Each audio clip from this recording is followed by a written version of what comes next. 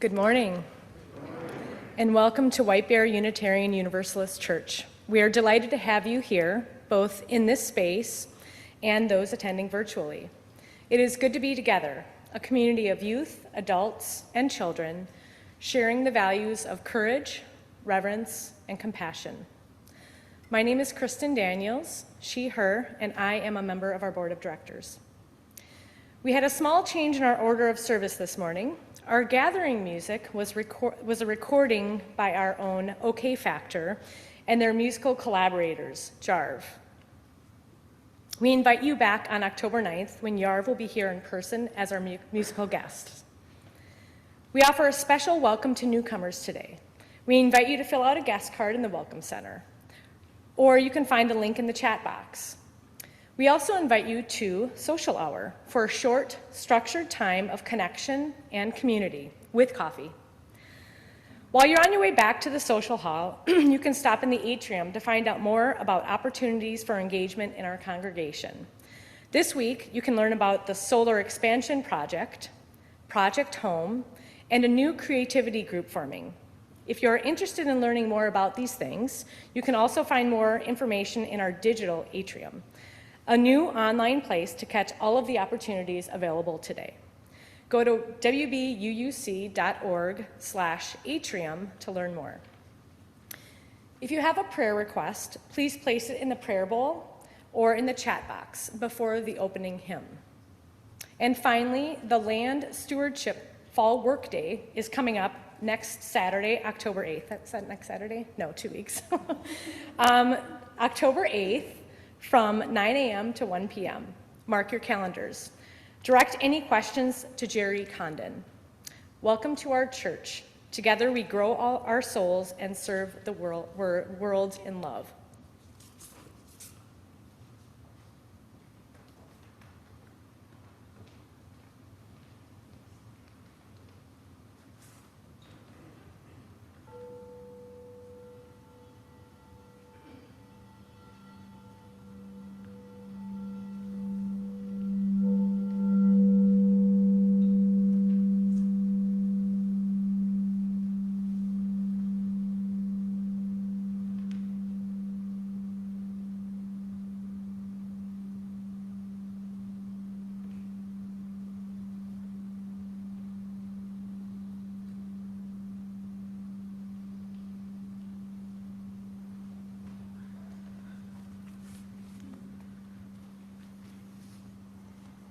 Come in.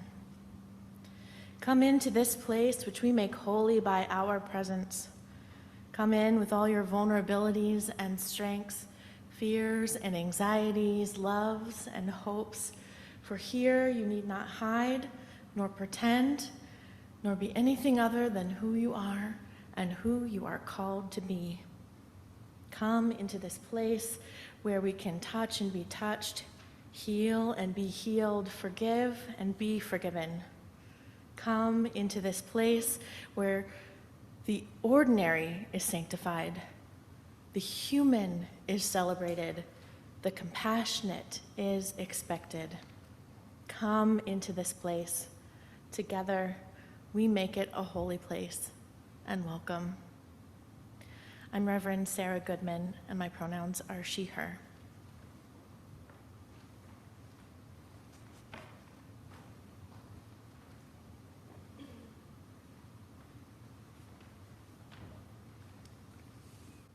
Good morning. I'm Mina Fatah, and I use she, her, hers pronouns. My former congregation was in Reading, Pennsylvania, and it is an inner city urban church. It was in the original, or it still is, in the original plat of Reading, near 4th Street, and it's in an economically depressed neighborhood. However, I appreciated that I had the experience of going to church because I felt like at least I got a reality check when I drove into the city. Like most of the congregants, we lived in the county and drove into Reading. Our congregation had a longing to have more of a connection with the surrounding community, which was largely impoverished and/or Latino.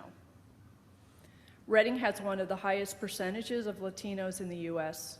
of all cities.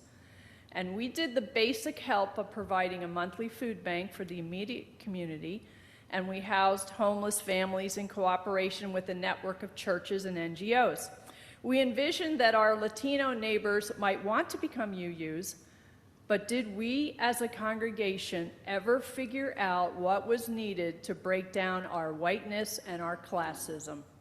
Not really.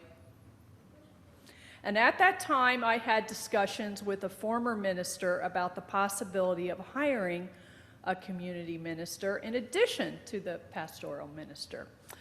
Wow, I was thinking that having a Latino community minister was just what we needed. Problem solved.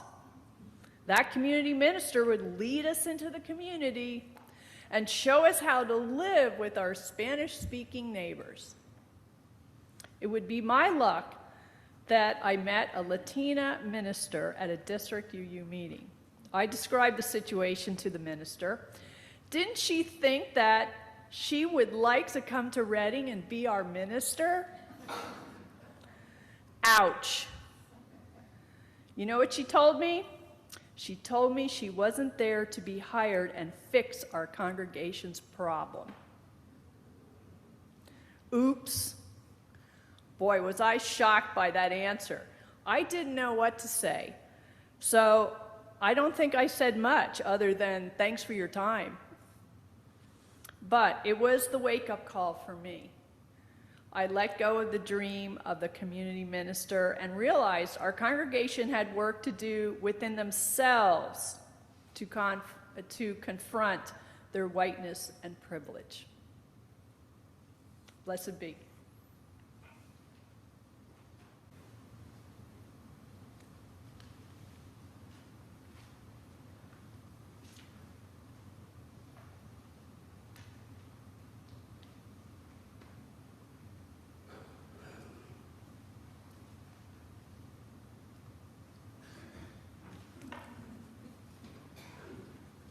Please join me in our opening words.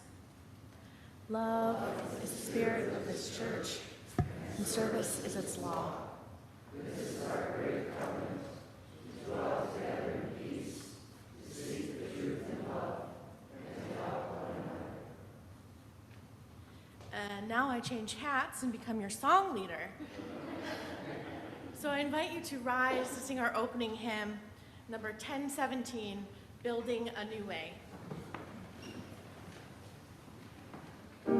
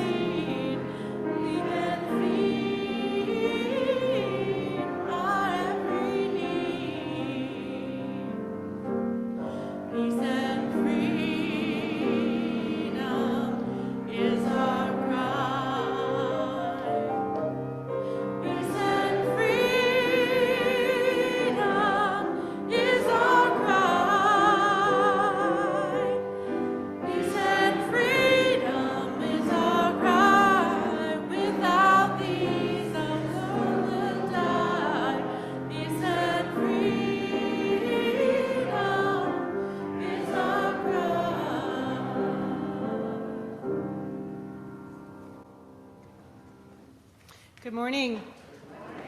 My name is Jillian Lampert. My pronouns are she, her. And I come before you this morning to conduct an especially important rite of passage in the life of this congregation and in the lives of 7 members selected to serve on our Ministerial Search Committee. I now invite the members of the Ministerial Search Committee to come forward: Dana Boyle, Deborah DeBrew, Clay Eccles, Steve Kahn, Heather McLean, Ellie Rogers, and Molly Ryan.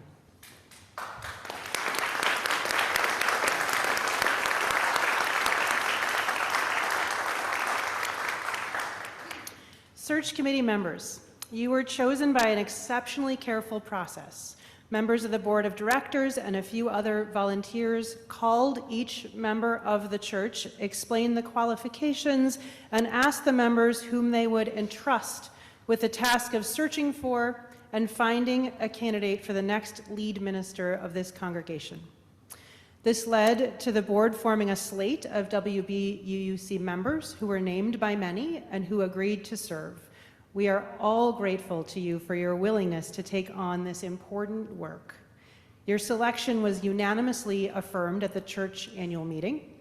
You were selected because the congregation in general and the board in particular trust you to discover and represent the best interests of the congregation as a whole, not just some smaller constituency or those who agree with your point of view. You were chosen because you are trusted to carry forward the best of the past, but to keep your sights on the future. Members and friends of the congregation, youth, children, and adults, will you now affirm your trust in this search committee? Will you pledge your cooperation and steadfast support of them in their work? Will you promise to stay engaged with the process and offer them input when they request, as they will a lot this fall? If so, please say, "We will." We will.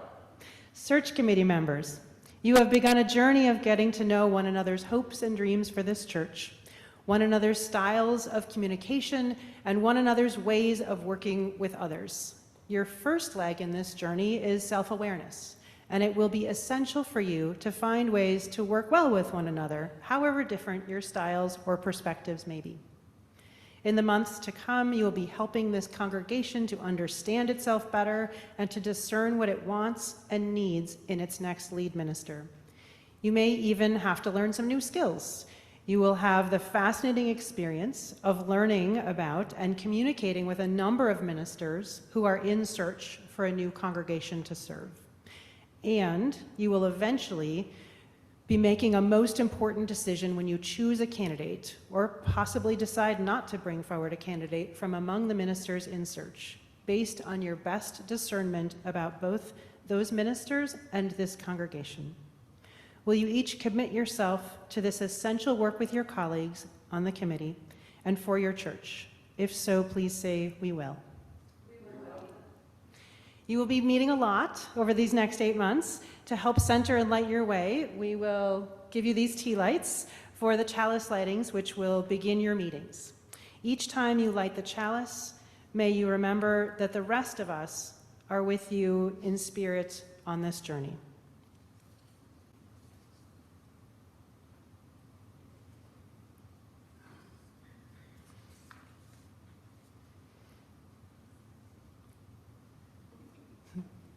And now the search committee has a very important announcement about how we can all get involved.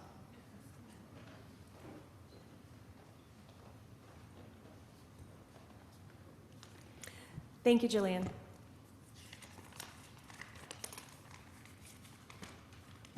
That was really touching and really lovely to hear everyone's voices and see the enthusiasm on your faces as Jillian did that for us. My name is Molly Ryan. My pronouns are she, her, and I'm interrupting this service for an important announcement from the Ministerial Search Committee. We need you to partner with us for 2 very important things. The first is a congregational survey that will help us gather data about who we are at WBUUC and what we value. The second are cottage meetings, a series of 5 meetings which will help us understand your perspectives on our congregational culture, needs, and aspirations for the future. I don't know about you all on the committee, But I loved hearing the chorus of support we just received, and I'd like just a little more of that before we take our seats.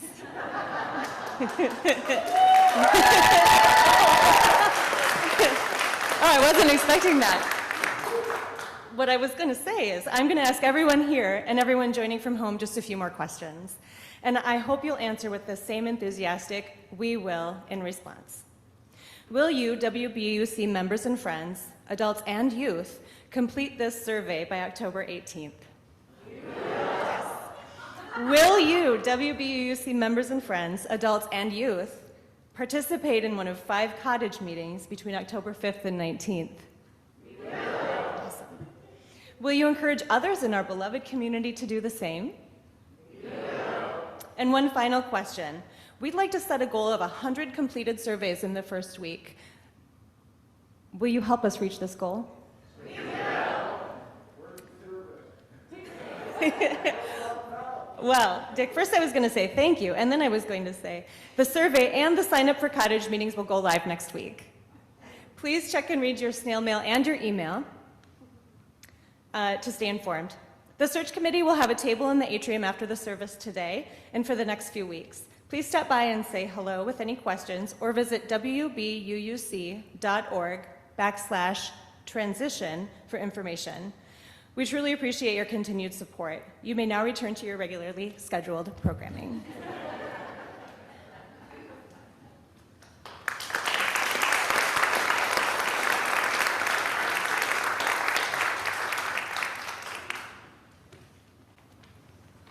We have a very special guest with us this morning. The Reverend Keith Cron is a longtime, has worked in service to the UUA for 27 years and has been the Director of Transitions for the last 12. And he so kindly came and did our workshop yesterday, Beyond Categorical Thinking, and he is going to share one of the amazing things that is so wonderful about Keith, his absolute love of children's books and stories. And so he's going to share our story this morning as well as the sermon. This is a story entitled "We Don't Eat Our Classmates." It's by Ryan Higgins. Penelope Rex was nervous. It's not every day a little T-Rex starts school. What are my classmates going to be like? Will they be nice? How many teeth will they have? All of these questions were very important to Penelope. Penelope's mom bought her a new backpack with ponies on it. Ponies were Penelope's favorite because ponies are delicious. Penelope's dad packed her a lunch of 300 tuna fish sandwiches and 1 box of apple juice. Finally, the big day came, and Penelope Rex was very surprised to find out that all of her classmates were children. So she ate them. Because children are delicious. "Penelope Rex," said Mrs. Noodleman, "we don't eat our classmates. Please, spit them out at once." So she did. It was not the best way to start school. Still, Penelope was determined to have a good first day. She tried very hard to make friends at recess, but standing at the bottom of the slide with her mouth open didn't help. She thought she figure painted some of her best work, but the picture of the dinosaur eating the child didn't win her any friends either. She even saved Griffin Emery a seat at lunch. "You can sit here next to me," she said. He didn't. Penelope started to notice that everyone was making friends but her. And it was lonely. When she got home, her dad asked about her first day of school. "I didn't make any friends," Penelope cried. "None of the children wanted to play with me." "Penelope Rex," her father asked, "did you eat your classmates?" Well, maybe, sort of, just a little bit. Sometimes it's hard to make friends, said her dad, especially if you eat them. You see, Penelope, children are just the same as us on the inside, just tastier. And that gave Penelope a lot to think about. The next day, Penelope tried really hard. But poor Penelope, she could not stop herself from eating her classmates. Mrs. Noodleman, Penelope ate William Mahtomedi again. She spit him out, but they were all afraid of her. Except for Walter. Walter was the goldfish. So Penelope decided to try and make friends with him. Will you be my friend, she said, and she stuck her finger into the bowl to pet Walter.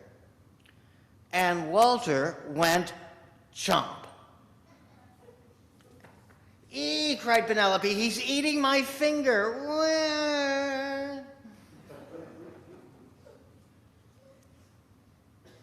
Once Penelope found out what it was like to be someone's snack, she lost her appetite for children.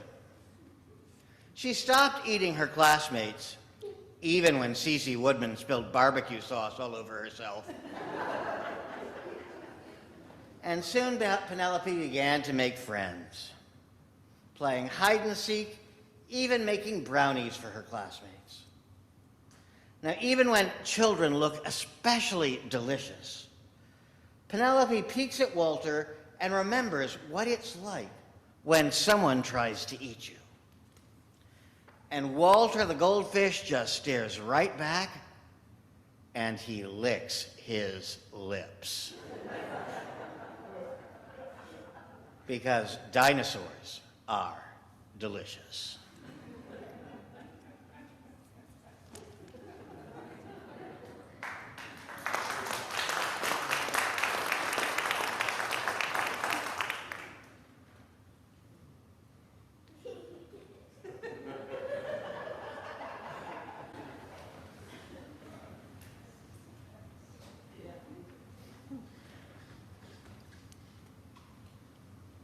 It's such a good story, I forgot that I was coming up next.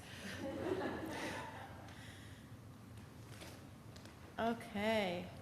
Join me in the spirit of meditation and prayer. Find a comfortable place for your body. Spread out, collapse in, find your feet, find a place that feels connected. Bring your attention into the room around you. Hear the sounds. Breathe the air. Feel the feeling. What is it you're experiencing right now? Are you feeling disconnected or present? Are you feeling bored, angry, hungry, delighted, tired? Take a moment to let it go. Breathe deeply as you shake out your hands or some other body part. Do something to choose to be in this present moment. Here in this moment, nothing is expected of you. You are who you are and who you are being called to be. You are held in the embrace of this community with all your vulnerabilities and strengths, fears and anxieties, loves and hopes. You are beloved. Each of you, each of the 65 of you in this room and the 46 households on Zoom, each of you is beloved. As part of our community, we hold each other's celebrations and sorrows, griefs and healing thoughts. Today, we hold the family of Amelia and Daniel Roofman as they mourn the loss of Daniel's mother, Cecilia Brogman. This year also saw the loss of Daniel's sister and grandmother, so grief is deep and wide. Send prayers of thoughts and tenderness to them.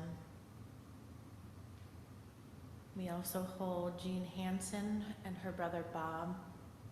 Bob entered hospice this week with kidney failure and other mystery illnesses. Pray for support and comfort amidst the uncertainty.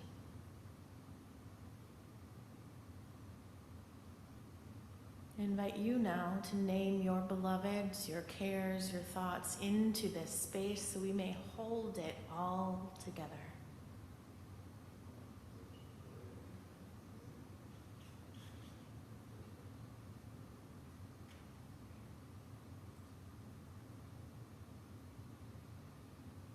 Amen. Blessed be.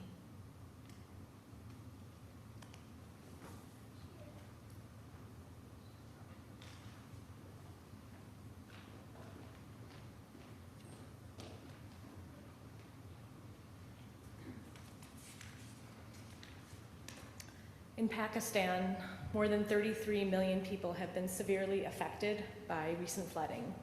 1/3 of the country is underwater as a result of an extreme monsoon season. Homes are destroyed and crops ruined. Over 1,300 people have died, nearly 460 of them were children. The monsoon season is not over, and more rain is likely to come in the coming weeks. The International Rescue Committee, IRC, helps people affected by humanitarian crises to survive, recover, and rebuild their lives. The IRC has recently launched an emergency response to provide immediate assistance to the people of Pakistan. All funds donated in today's special collection will go to the International Rescue Committee for their work to help the people of Pakistan. We will pass the offering plates now. You can donate in 3 other ways. On the WBUUC webpage, send a check or leave a check in the locked box outside of the front office, or use the text to give option found in your order of service or in the chat box. Whichever way you give, please indicate the phrase IRC. Thank you for your generosity in serving our world together.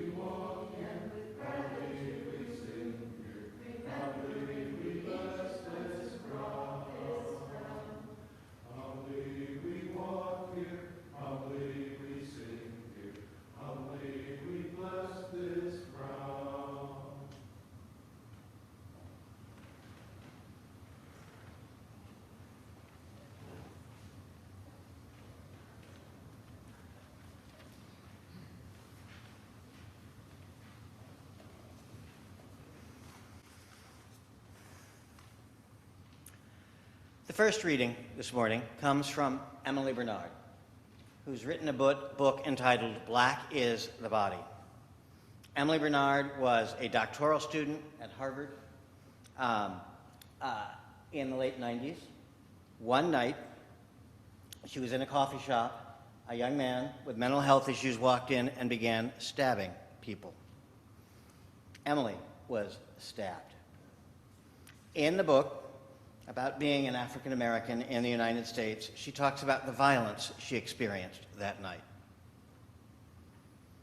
I did experience terrible pain on the night of August 7th. The person responsible for it was the surgeon on call.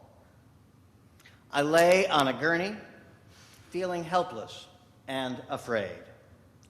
The surgeon walked over and, without saying a word to me or even looking in my direction, plunged his fingers into my gaping wound. I gasped and instinctively grabbed his hand. It was only then that the man looked at me and said icily, "Don't touch my hand." His eyes were Aryan blue and as cold as his voice. I asked questions about what was happening to me, and he refused to respond. Only the attending nurses treated me with any kindness and respect. Whenever I tell the story of the night I got stabbed, I always say the person who did the most injury to me, who left the deepest wound, was not Daniel Silva, the young man with a knife, but the surgeon.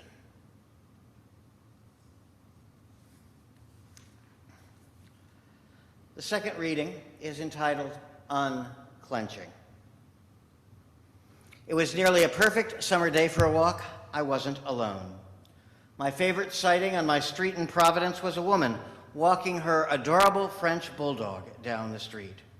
I heard "Good boy, Luke" several times as she pulled slightly on the leash to keep Luke from getting too distracted. I notice ahead that around the corner a man comes with his pit bull. Luke immediately goes stock still. But the pit bull is wagging her tail with the greatest of hope and charm, clearly excited about the possibility of a new friend. And she won me over. The woman tries to get Luke to move forward in vain because he is playing statue. Eventually, the man with a pit bull reaches the woman and her dog, and if possible, Luke gets even stiffer. The woman's trying to tell Luke that it's okay. The pit bull sniffs hopefully and inquisitively at her new wished-for friend. And then, in an instant, Luke relaxes and sniffs back. And quickly their tails are all a-wagging as they sniff and nuzzle and snort. And I notice that the owners have relaxed, that they too have unclenched, and they are now talking amiably. Though near as I can tell, their tails are not a-wagging with the same veracity as their pets. It's only then that I realize that I've been clenching and now feel my body relaxing. I left the happy foursome and headed off, thinking how much of a metaphor this was for today's times. How we all seem to be living lives with trepidation, and yet hope and kindness are out there if we look beyond the stereotypes, if we present ourselves with kindness, if we just try. I think about the reputations that pit bulls have, and yet she was the kindest of all. Maybe in these difficult and trying times, we need to be more like the pit bull, in whatever ways we can, offering a little hope and kindness to those new friends we might make.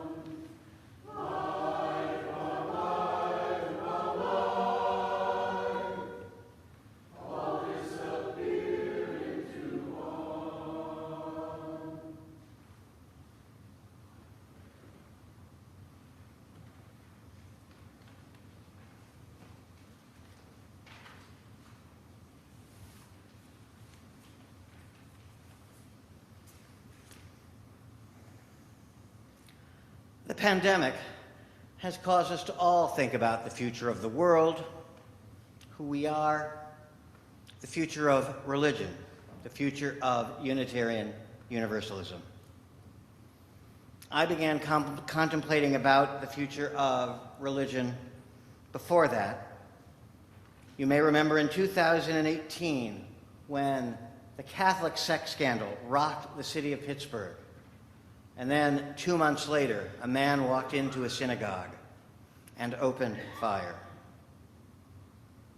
And it has made me wonder, why would anyone trust religion at all? But then I think of these words from Reverend Robert Fulgham, Unitarian Universalist minister. To be human is to be religious. To be religious is to be mindful. To be mindful is to pay attention, and to pay attention is to sanctify existence. And it makes me think that we all are religious in many ways. And all of this has made me think about, as I do my work in working with ministers, asking questions. And for the last several years, I've asked interim ministers these questions, people new to interim ministry and a training, kind of asking them to think about, what does a congregation need from a minister? The same question you are beginning to ask as you go into the ministerial search process. And the answers were about what you would expect. We need good preaching. We need pastoral care. We need someone who can supervise staff. We need someone who can give us hope for the future.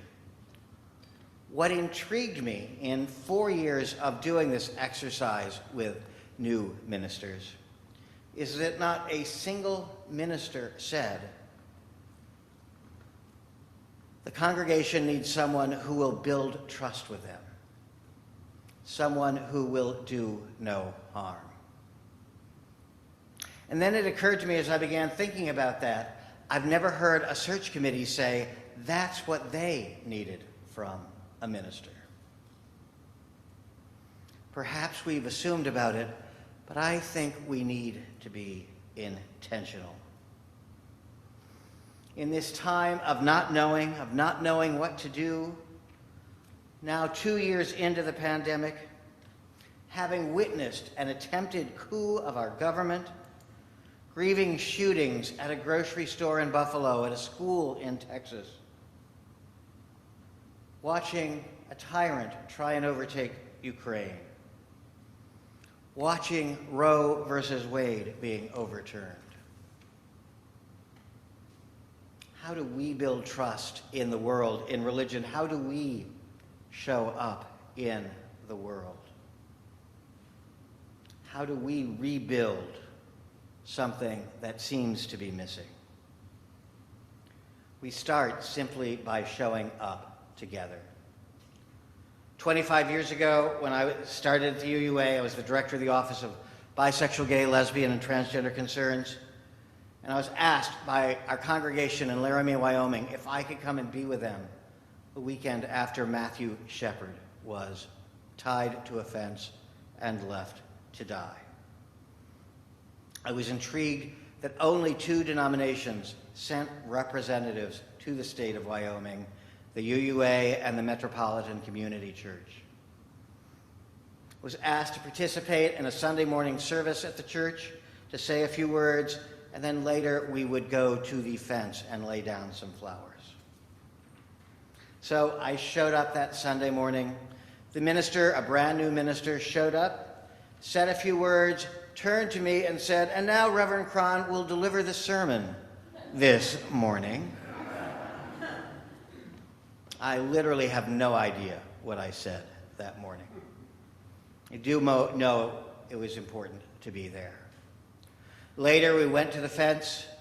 The minister laid down some flowers as we looked at this very stark and desolate place. And the minister turned to me and said, "And now Reverend Cron will lead the memorial service for Matthew Shepard." When we don't know what to do, we just show up. And we do the best we can.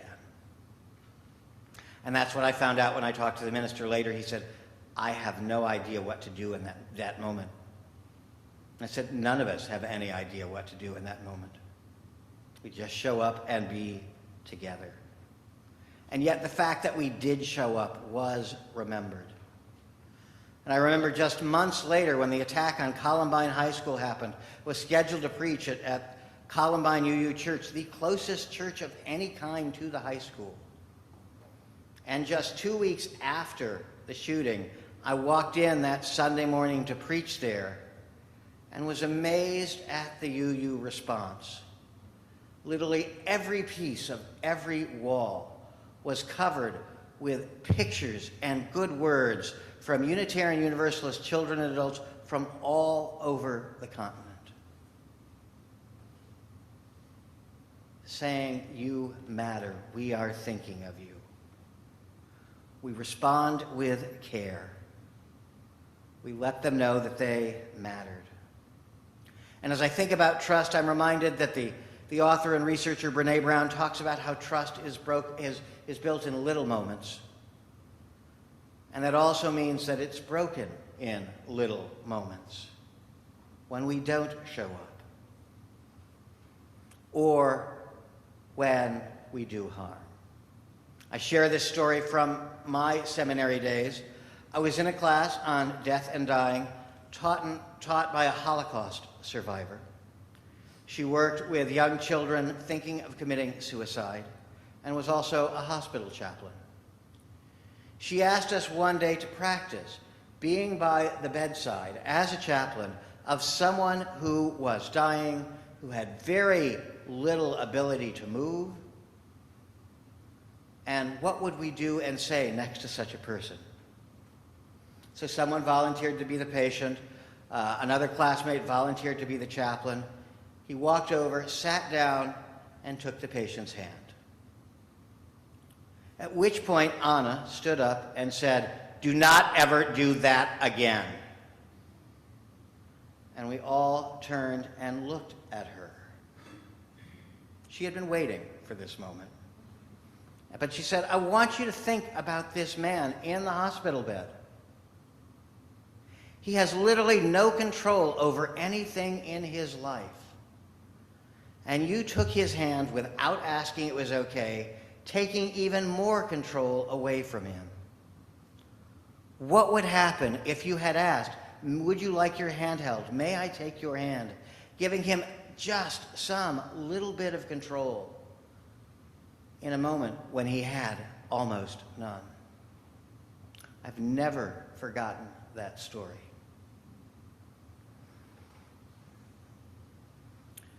Earlier this year, I had a dream. In the dream, I am clinging to the side of the mountain. And eventually, I became aware that someone to my left is also clinging to the side of the mountain. And the person looks at me with great innocence and hope and says, will you tie my shoe? And then I look to my right. And I look and I see a minister who I know in the dream, I don't know who it is in real life, who says to me, can you find me a church to go to where they will treat me with respect and let me do what I want? And then the mountain begins to erupt as a volcano. And I wake up. And all I can think of is, this is what we've all been going through for the last couple of years. So many of us clinging as best we can. But somehow we assume that the people next to us aren't clinging too. One of the things that I've noticed that has now evolved in our culture is that so often now when we reach out for someone, it is much about asking them to do something for us as it is just to connect with them as human beings. I see this happen so much in our congregations. And I can't help but think, what would happen if we just, as we're clinging, said, this must be hard for you too, because it is hard for everyone. And it makes me wonder, can we now, in these times as we begin to regather, in person and online, can we invite others to hang on and hang out with us. I was struck by a story a minister told me just last month. She said, you know, I was in Salt Lake City and talking with a friend of mine who I know is significant in the Mormon church. And the friend told me, oh, you're a Unitarian Universalist. You attract about as many new people as we do as Mormons. If you could figure out how to keep them, you all would be dangerous. And that made me think of a story that a friend of mine told. Former UUA staff member had gone to Cleveland to visit his adult son, and he was taking his adult son and a couple of his friends to a baseball game. And on the way to the baseball game, they passed the church on the west side of Cleveland. And they saw hanging on the side of the church a huge Black Lives Matter banner, a huge welcoming congregation sign, and a rainbow flag. And immediately the three young men began to talk, saying like, well, if I were going to go to church, that's where I'd want to go to. This is a church that supports my values. And it made me wonder, what would happen if they showed up? Yes, they'd be told, you are welcome here.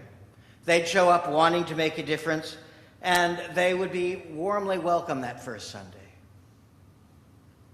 But how long would it be before they got the message, you are welcome here as long as you act like the 60, 70, and 80-year-olds who are in our congregation. As long as you give like the 60, 70, and 80-year-olds in our congregation.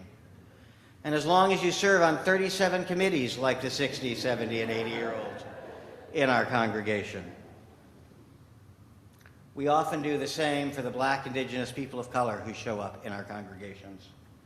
I've talked to at least two folks who told me within 2 weeks of showing up at a church, they had been asked to be on the church board.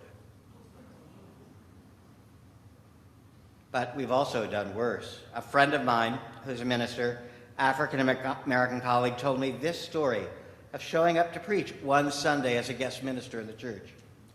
He showed up there in a suit, holding a sermon. Person greeted him at the door and said, are you here to clean the building this morning? Been in over 450 UU congregations. Never once been asked if I was there to clean the building. We see it also in our theology. So many UUs have come to our congregations because of their experience in a previous church. We even had one congregation vote to make humanism the official theology of their congregation, becoming as fundamentalist as the church they had tried to escape. Recreating the harm they had felt. Maybe sometimes we do eat our classmates. This could be a golden moment for Unitarian Universalism. What I hear from colleagues is new people are showing up. They're looking for a place that is multi-theological, not fighting about queer or trans issues, working on racism, ableism, being inclusive, and making a difference in the world. And can we show up, listen, honor, and build trust with those who need it, those who will be seeking it? Or will we circle the wagons only for the people who are already here? I've asked a couple of congregations over the last year, do you want a minister or do you want a hospice chaplain? Because if you circle the wagons, we're only going to get smaller and smaller. The Nigerian author Chimamanda Adichie tells this quote. It's one of my all-time favorites. We talked about it yesterday in the workshop. She talks about the danger of the single story. The single story creates stereotypes, and the problem with stereotypes is not that they are untrue, but they are incomplete. They make one story the only story. The world is looking for a religion that has a container for more than one story. Will we allow ourselves to be more than a single story, or will we do harm, commit little acts of violence Will we demand we are a single story? How do we unclench? How do we do no harm? How do we pay attention? How do we sanctify existence? How will we be religious? Must we try, as we often do, to be the smartest person in the room? Or can we be classmates together, learning, listening, showing up, having difference and seeing it not as harm, but as an opportunity? Remember the story that one of my deans at my seminary told me about working with the other deans at the Graduate Theological Union. He was meeting with them, and they were discussing a problem, and he and the Lutheran dean were completely on different sides of what they should do on a particular issue. And he said what fascinated him about that particular moment is the other 7 deans wanted them to get along. And he finally said, I know what Jeff thinks. You know what I think. I want to hear what you all think. Because after this meeting, Jeff and I are going to be friends. We need to make a decision. And I would like to hear what you want. Can we listen to one another where we disagree? I really learned this myself in my first year on the job at the UUA. I've been asked to go to a conference on religion, gender, and sexuality. I was there, it was the mid-90s in Nashville, Tennessee, on a long panel with 40 other people representing 40 other denominations. I was seated next to a representative, John from the Church of God, and Mark from the Church of Christ. John gets the microphone and he goes, hi, my name is John. I'm from the Church of God, and we are to the right of the right.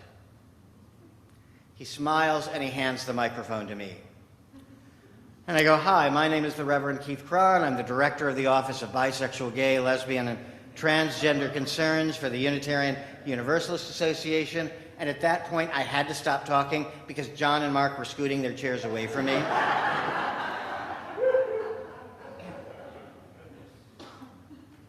And I said, we are to the left of the left. And I had to pitch the microphone to Mark. We spent 4 days talking about all things about gender, religion, and sexuality. I watched their eyes widen when they heard that we had more female ministers than men at that particular time, that we were working on welcoming congregational issues, had openly gay, lesbian, bisexual, and transgender clergy, that we believed in progressive sex education for our youth and for all Unitarian Universalists. And on the last day of the conference, John and Mark and 2 of their friends, probably named Matthew and Luke, I can't remember, came up to me and said, we'd like to have lunch with you. And I thought, this will be fun. But I agreed. And so we sat down to lunch. We all discovered we were all originally from Tennessee. And eventually, Mark got to what they wanted to say. You know, the 4 of us have been talking. And we wanted you to know that we have disagreed with literally every single word you have said.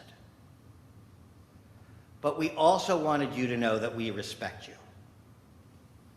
Because at least you are clear about what you believe.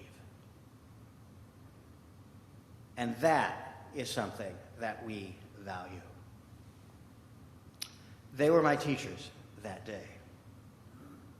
And thinking about how we can all get along, how we can, if we just listen and show up, be together.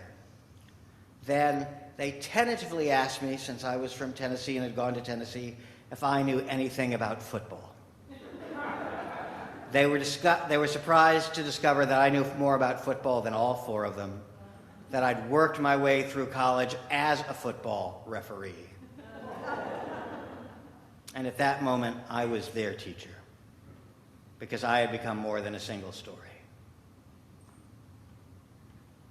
My wish for you, my wish for us, our faith for our future, is that we can show up, that we can listen, respect, be classmates together, unclench, be kind, build trust, do no harm, sanctify existence, and be religious in a future that desperately needs more Unitarian Universalism.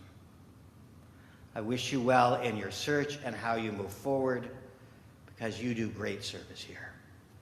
Thank you.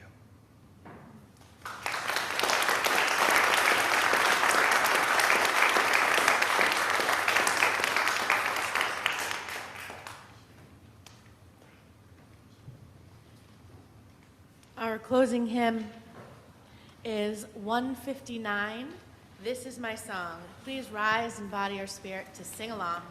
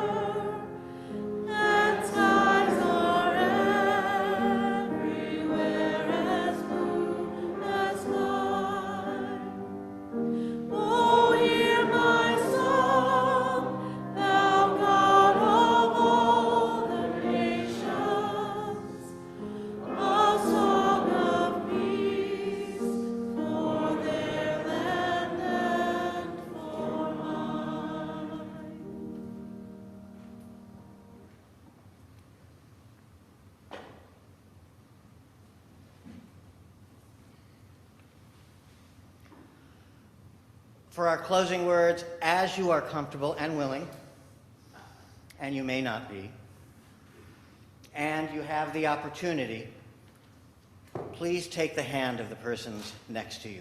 If that is not comfortable, that is okay. If you are on a screen, imagine that you are holding the hands of someone close to you.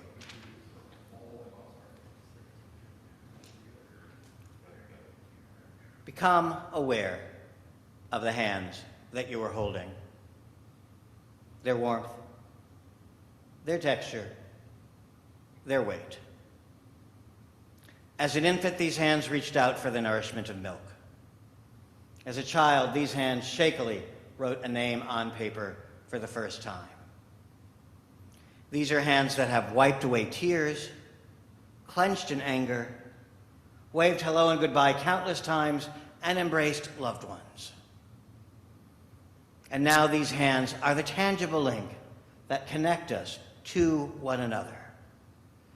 These are hands that have worked, are working, and will work to make our world a better place. I invite you to look around you and see those around you who have experienced so much that is life. May this circle be open, but never broken. Go in peace, go in love, work for justice, go forth and bless the world. Amen.